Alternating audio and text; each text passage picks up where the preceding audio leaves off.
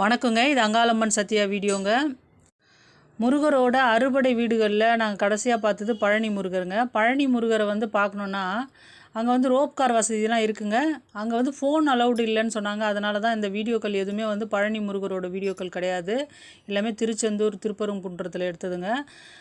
அங்கே பழனி முருகரை பார்க்குறதுக்கு நம்ம மேலே மலை மேலே ஏறி போகணுன்னா ரோப் கார் வசதி இருக்குது வயதானவங்களுக்கு. அது 50 ரூபா தாங்க டிக்கெட் சார்ஜ் பண்ணுறாங்க.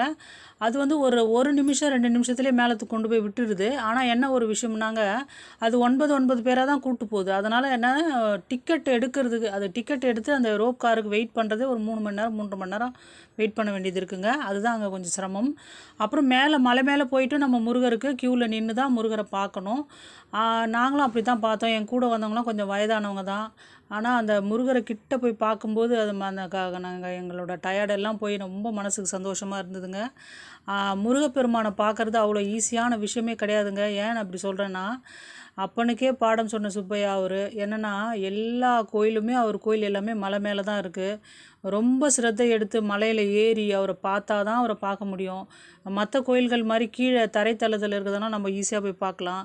முருகரை மட்டும் அந்த படியேறி மலையில் ஏறி எப்படியோ கஷ்டப்பட்டு தான் மக்கள் எல்லாருமே முருகரை போய் பார்த்துட்டு வராங்க. முருகப்பெருமான் அருள் கிடைக்கிறது அவ்வளோ சாதாரணமான விஷயம் இல்லைங்க.